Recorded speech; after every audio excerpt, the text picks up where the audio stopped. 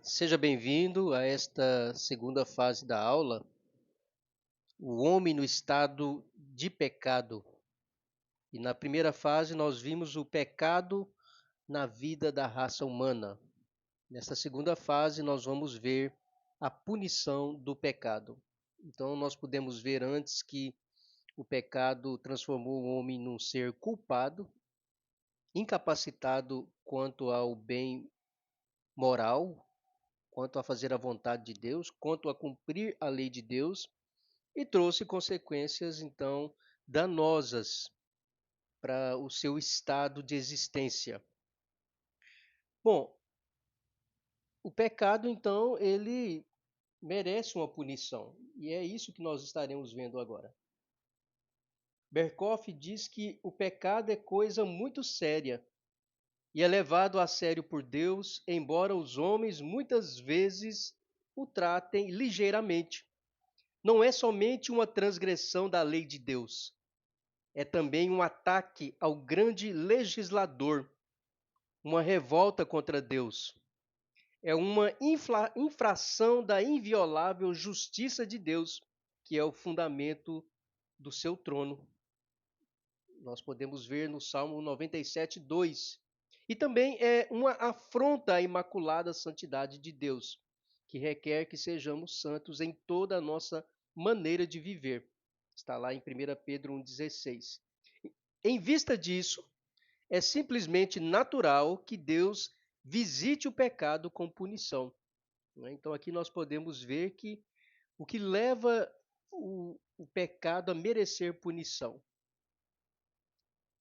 O pecado em si já é horrendo, terrível, errado, mas a natureza de Deus, a lei de Deus, é o que determina a necessidade de uma punição, porque Deus, ele não quer menos do que a perfeição. Bom, então nós temos alguns tipos de punições lá na Bíblia: punições naturais e punições positivas. As punições naturais são consequências inevitáveis do pecado. Elas são consequências que o homem ele irá receber só pelo fato de existir o pecado neste mundo. O homem ele não se salva delas por arrependimento e perdão. Em alguns casos, podem ser abrandadas e até neutralizadas por meios que Deus colocou à disposição. Noutros casos, permanecem e servem de lembrança das transgressões passadas. Por exemplo, o preguiçoso, consequentemente, ele vai ficar pobre. A pessoa que se embriaga constantemente, ela vai se arruinar e também a sua família. A pessoa que comete pecados sexuais, e aqui no caso fornicário, ele corre o risco de contrair uma moléstia ou outra consequência para o corpo ou para a alma. O criminoso, ele corre o risco de ser preso. E se ele se arrepender depois que ele ao sair da cadeia, ele vai ter dificuldade em conviver em sociedade. Então, isso é uma consequência pelos pecados e é natural. Isso daí é a lei da semeadura, é a lei, ou melhor, da semeadura, não. É a lei pelo fato de que tudo que é mal tem uma consequência em troca. Então, nós temos umas referências aqui, o aluno deve ler todas elas. Bom, outro nível de punições são as punições positivas. E o que isto quer dizer? Elas não resultam naturalmente da transgressão, mas das transgressões por decretos divinos relativamente à lei, ou seja, não da transgressão original, mas de transgressões particulares que a lei de Deus aponta e diz o nome dela, e se ela for quebrada, a lei também vai dizer que há a consequência particular relativa a ela. São sobrepostas pela lei divina, que é a autoridade absoluta. São as punições das quais a Bíblia se refere normalmente. Por exemplo, o Código de Leis, com as transgressões que foram dadas a Israel regulamentavam a vida civil, moral e religiosa daquele povo. E do qual código, né, alguns princípios, eles também continuaram vigorando no Novo Testamento e de lá desde então, né? Então, esse código aí, ele estipula lei por lei e aquilo que Deus quer que os homens, Israel enquanto Estado, e todos os homens em todos os tempos, né? Caso não cumpram, existe a punição específica para aquele caso. Por isso, punição positiva, né? Então, nós temos aí algumas referências e o aluno deve ler todas elas também. Bom, falando agora da natureza e o propósito das punições. Vamos ver o que Berkoff novamente diz aqui. Pode-se definir a punição como a dor ou perda infligida direta ou indiretamente pelo legislador, em vindicação da sua justiça ultrajada pela violação da lei. Origina-se na retidão de Deus ou em sua justiça punitiva, pela qual ele se mantém como o santo e necessariamente exige santidade e justiça de todas as suas criaturas racionais. Então, na definição de Berkoff, ele coloca Deus como o juiz que vai julgar cada caso, e no caso do pecador, é necessário que ele receba punição pelos seus próprios pecados, porque a justiça de Deus o requer. Então, essas punições são de duas espécies, de acordo ainda com Berkoff, né? Então, a primeira é necessário concomitante do pecado, ou seja, são punições que são necessárias e vêm acompanhada por causa do pecado. O fato de ser pecador em si leva o homem a receber a punição de ser um ser separado de Deus agora, né? Também ele leva a culpa pelo fato de ser um pecador, estar nessa condição e pelos pecados particulares que ele comete também. Ele recebe a corrupção do seu ser como uma forma de punição, né? E com isso vem outras consequências: o medo da punição e a vergonha em consequência dos seus próprios pecados cometidos, né? do seu estado em que ele se encontra. Bom, a outra espécie é imposta pelo Supremo Legislador. Toda sorte de calamidades nesta existência e o castigo do inferno no futuro, né? Então, aqui são punições que vêm ocasionalmente e outras que aguardam o destino dos homens, como é o caso do inferno no futuro. Bom, então vamos prosseguir e ainda lançando mão aqui de Berkoff, nós podemos afirmar que a punição do pecado, ela longe de ser uma vingança, ela tem um propósito bem diferente. Então, primeiro, a punição do pecado, ela visa vindicar a retidão ou a justiça divina. Então, esse aqui é o primeiro propósito. A santidade de Deus foi violada, né? A retidão que Deus exigiu do homem e ainda exige não é cumprida, então o homem ele precisa pagar por isso. Isso não pode ficar por isso mesmo, né? Porque Deus não é um ser humano qualquer. Ele não é um ser qualquer. Ele é o Criador, ele é a autoridade suprema. Ele é a autoridade absoluta. Ele é santo, né? Ele é perfeito e ele então precisa ter a sua santidade que foi violada, ser vindicada. Então, veja, a lei de Deus requer a punição do pecado pelo que ele é em si. O que o pecado representa em si, primeiramente que precisa ser punido. A punição visa a vindicação da justiça e santidade do grande legislador, como estamos dizendo. A santidade de Deus ela reage sempre contra o pecado em forma de punição. A vindicação da justiça e santidade de Deus, da sua lei, é o propósito primordial da punição do pecado. Segue-se as passagens bíblicas que o aluno deverá ler para comparar. O outro propósito das punições é reformar o pecador. E ao falar reformar, nós precisamos, mais uma vez aqui, fazer outra distinção.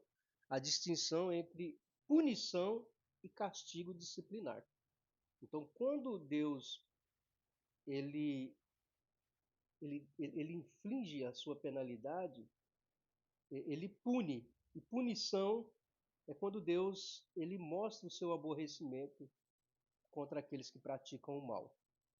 Mas quando ele usa de disciplina, ou melhor, ele usa de uma punição, né, com o efeito de melhorar, de levar a pessoa a compreender o seu estado de pecado, de se arrepender e voltar-se ao caminho da santidade, ele está usando aqui o castigo disciplinar. Né? Nesse caso, Deus ele está trabalhando o povo dele quando se trata dos crentes. Quando se trata dos ímpios, levando eles a, pelo menos, serem barrados para que o mal maior não propague. Terceiro propósito é dissuadir os homens do pecado. Este fim é frequentemente obtido na família, quando os pais eles ameaçam seus filhos, né, com alguma disciplina, ou mesmo aplicam quando o filho erra, e então eles tendem a ser corrigidos. Né? Ou sabendo que existe uma ameaça, eles não vão se entregar facilmente à desobediência. Então, da mesma forma, é quanto ao poder que o Estado usa para reprimir o criminoso, reprimir aquele que tende a descumprir as leis. E também no governo moral do mundo, né? Ou seja, fora da ação da família e do Estado, todo ser é um ser moral e aquilo que ele faz que vai contra a vontade de Deus, Deus ele vai aplicar, né, as punições a fim de levar o homem a desistir, a se arrepender e a barrá-lo de se entregar ao mal de uma forma descontrolada. Então, esse fim, repetindo aqui, ele é frequentemente obtido na família, no Estado e no governo moral do mundo, mas como um resultado acidental que Deus misericordiamente efetua pela imposição da pena. Seguem as passagens bíblicas. Só um momento aqui. Apagou, mas nós estaremos retornando.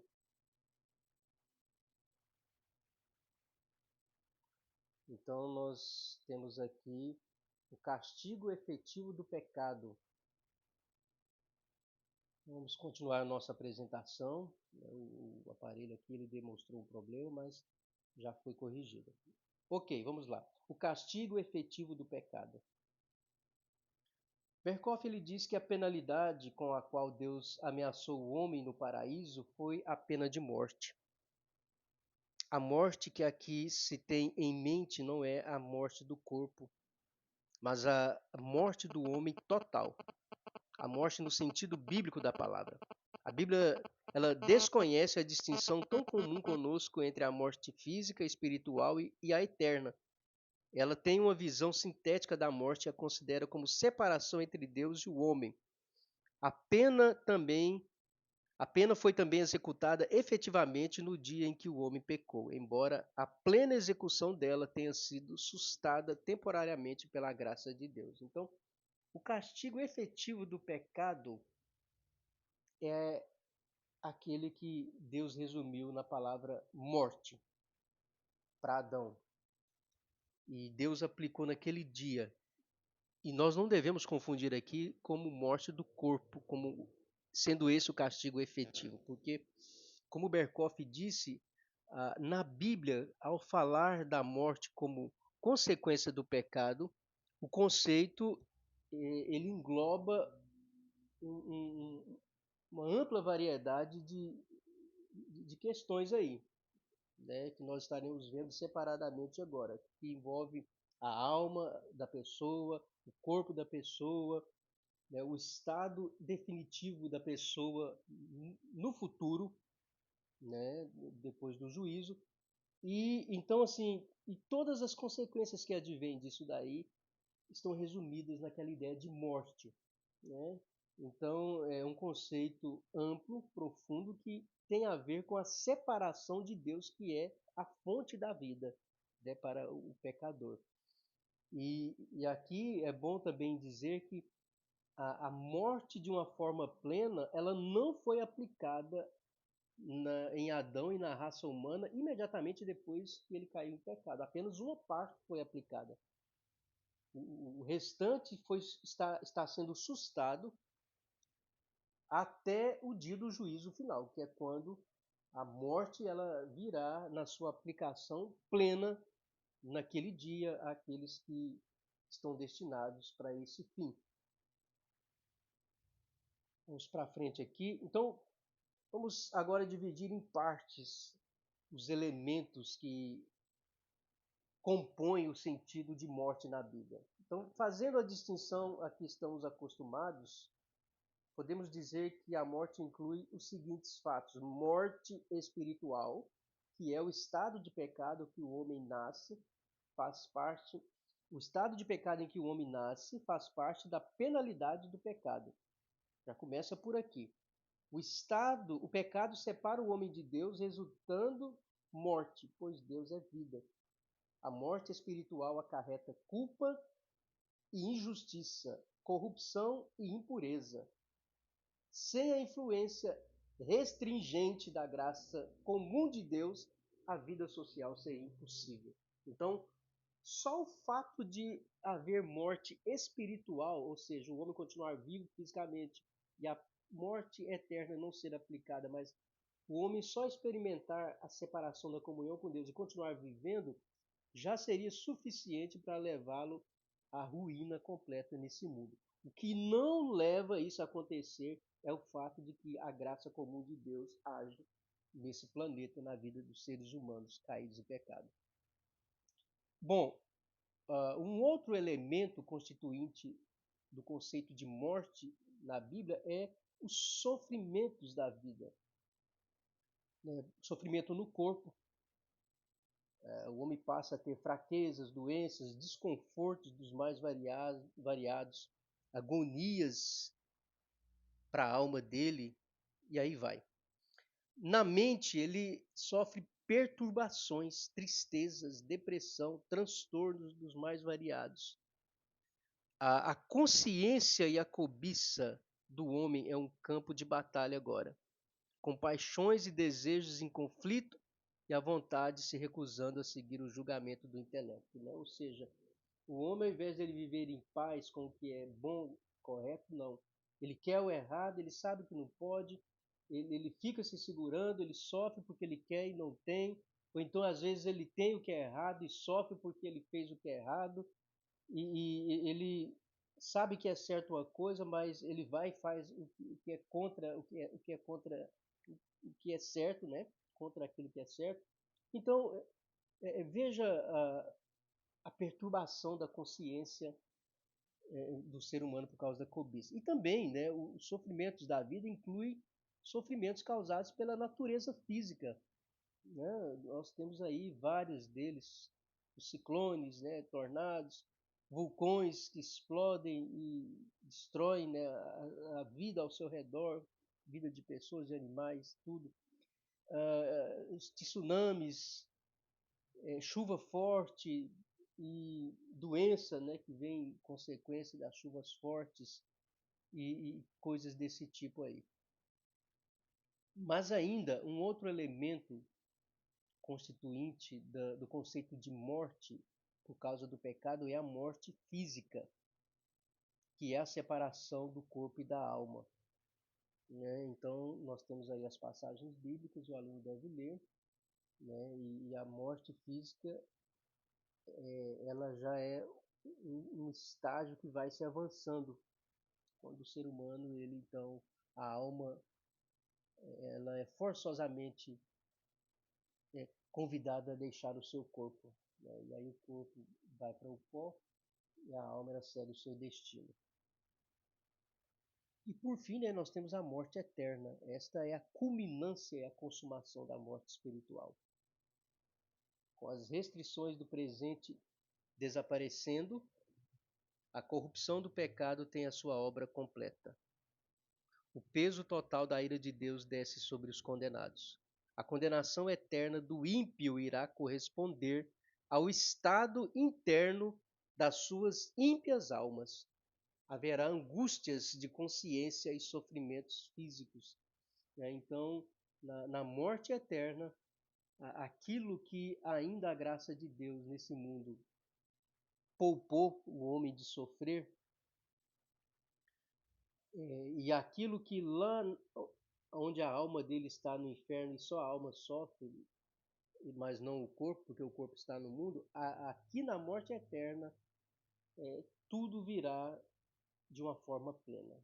Porque o ímpio aqui, o condenado, ele irá receber o corpo de desonra na ressurreição, e ele será enviado para o local de punição eterna, e ali não haverá um pingo da graça de Deus para aliviá-lo, tá? Graça comum, como aqui no mundo os homens ainda têm, e lá ele estará com o corpo sofrendo e com a alma sofrendo de uma forma plena e eterna, né? Então esse é o ponto culminante do significado de morte por causa dos pecados. Então terminamos essa aula aqui e até a próxima.